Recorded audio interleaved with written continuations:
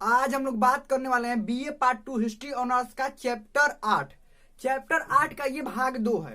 भाग 1 बहुत अच्छे से पढ़ लिए थे कि किस चीज के बारे में हम लोग पढ़ रहे थे, मराठा साम्राज्य के बारे में पढ़ रहे थे। और अध्याय 8 है। और देखिए बहुत सारे बच्चों का ये सवाल था कि नोट्स कैसे बनाए, और उन लोगों का एक दो बच्चे जो है वो नोट्स भेजे हैं टेलीग्राम ग्रुप में, जो कि उतना अच्छा नहीं बना पाए। देखिए अच्छा है लेकिन उतना अच्छा ना बना पाए हैं। तो आज वही हम ये दिखाएंगे कि आपको नोट्स बनाना कैसे चाहिए, कौन कौन सा डायग्राम का इसमें प्रयोग करना चाहिए, कैसे नोट्स बनाना चाहिए, वो आज हम इस वीडियो में आज हम बताएंगे। नोट्स कैसे बनाना चाहिए और पढ़ाई भी होगा, मतलब इस चैप्टर से भाग 2 भी होगा और इसमें नोट्स कैसे बनाया जाए ये भी बताएंगे। नहीं तो हम तो लिख देते हैं लेकिन आप लोग अच्छा नोट्स नहीं बना पाते हैं। खुद से नोट्स बनाने की कोशिश कीजिए। नोट्स बनाएंगे तभी तो परीक्षा का जब नजदीक वाला समय आता है तब उस समय ये नोट्स रिविजन हो पाता है।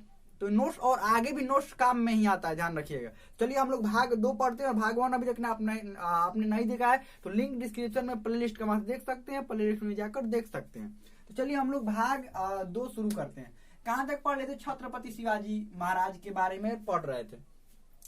छत्रपति शिवाजी राज्याभिषेक इनका हो गया था। राज्याभिषेक हो गया था 1674 में। 1674 में राज्याभिषेक हो गया था और रायगढ़ को अपना राजधानी बनाए थे इन्होंने। कहा को? रायगढ़ को। मृत्यु देखिए ये राज्याभिषेक 1674 में हुआ था। 74 में ये राज्याभिषेक होने के बाद अब देखिए ये जैसे जैसे हम बनाए सेम टू सेम आपको वैसे ही कॉपी बनाना है, लेकिन सबसे पहले आपको समझना है। क्या करना है? समझना है। तो चलिए शुरू करते हैं। तो ये राज्याभिषेक 1674 में हुआ और इन्होंने राजधानी अपने कहा बनाया था? रायगढ़ में। राजधानी रायगढ़ बनाया। और देखिए और भी बहुत सारे क्षेत्रों को जीता इन्होंने। राज्याभिषेक करवाने के बाद बहुत सारे क्षेत्रों को जीता। और इनकी जो मृत्यु है, मृत्यु हो गई 1680 में। 80 ईस्वी में इनकी मृत्यु हुई और 74 में इन्होंने राज्याभिषेक। राज्याभिषेक के कितने साल बाद इनकी मृत्यु हुई? राज्याभिषेक के 6 साल बाद इनकी मृत्यु हो गई।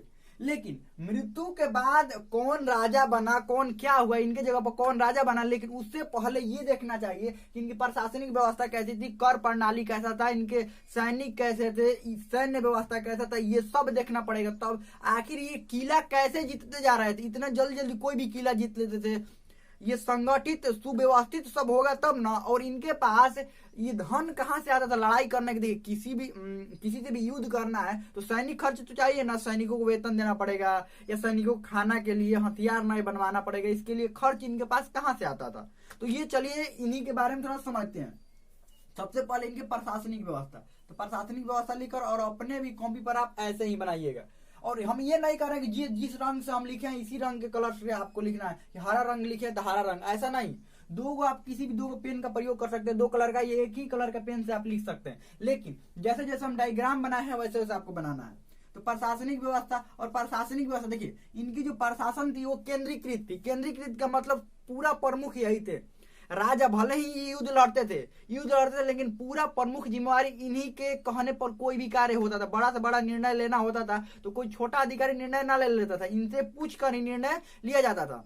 न्यायपालिका, कार्यपालिका और विधायिका ये सबके प्रमुख यही होते थे।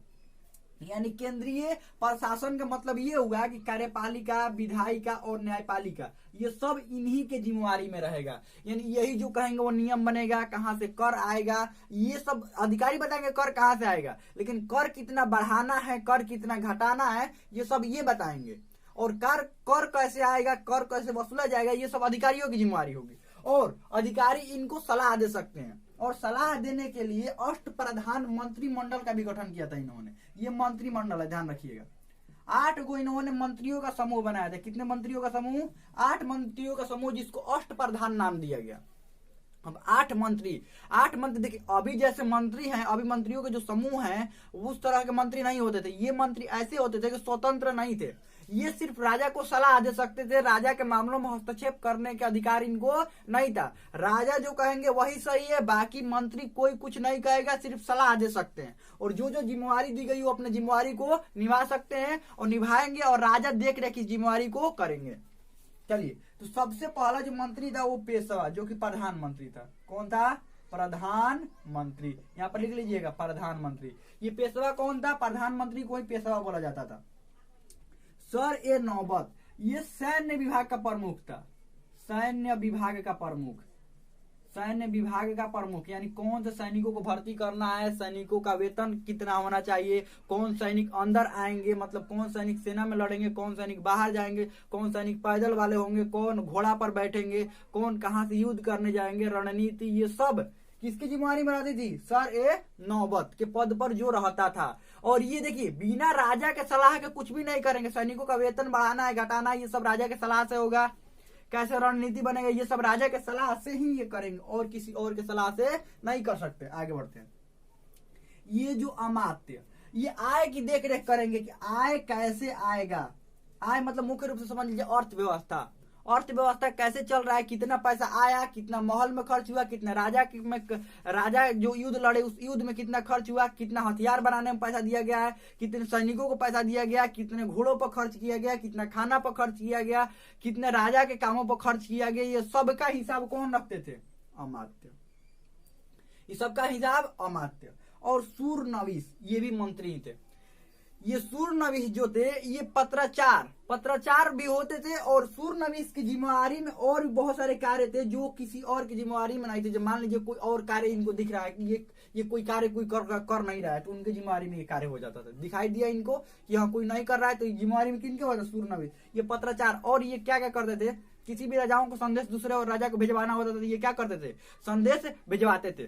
किसी भी राजा को संदेश भिजवाना होता, मान लीजिए इस राजा से उस राजा के पास, मान लीजिए छत्रपति शिवाजी से मान लीजिए मुगलों के पास भिजवाना है कोई पत्र, यानी औरंगजेब के पास कोई पत्र भिजवाना है, क्योंकि औरंगजेब ही उस समय मुख्य था। तो कोई भी पत्र भिजवाने का काम किनके पास होता था? ये सूरनवीस के पास। यही पत्र भिजवाते थे, या पत्र आता था तो पढ़ते थे और उसका राजा को बताते, देखिए ये पत्र आया है, और राजा द्वारा कहा गया बात को पत्र बनाकर भेजते थे। और भी बहुत सारी जिम्मेवारी इनके पास होती थी, और सैन्य विभाग की भी कुछ जिम्मेवारियां इनके पास होती थी। समझ लीजिए, ये आप अभी आगे बताएंगे, रुक जाइए। और ये सुमंत, ये सुमंत कौन थे? ये सुमंत विदेशी मामलों के बारे में जानते थे। ये विदेशी मामला, यानी इनके पास सिर्फ विदेशी मामला आता था। विदेशी मामला, विदेशी का मतलब इनका जो क्षेत्र हुआ अपना देश हो गया, और बाहरी जो क्षेत्र वो विदेशी हो गया। आपको पता है कि इनका जो साम्राज्य है वो समुद्री, इनका जो साम्राज्य है, इनके साम्राज्य में समुद्री तट भी शामिल थे, यानी कि भारत का वैसा हिस्सा इसी वाले हिस्सा में थे ना, मतलब समुद्र के नजदीक में थे ना। और इनका जो साम्राज्य था उसमें समुद्र भी था, मतलब समुद्र भी था, मतलब समुद्र नहीं था, वो तट जो था, ये तट जो था, ये मान लीजिए पूरा इनका साम्राज्य हुआ। तो तट किसके जिम्मेवारी में हो गया?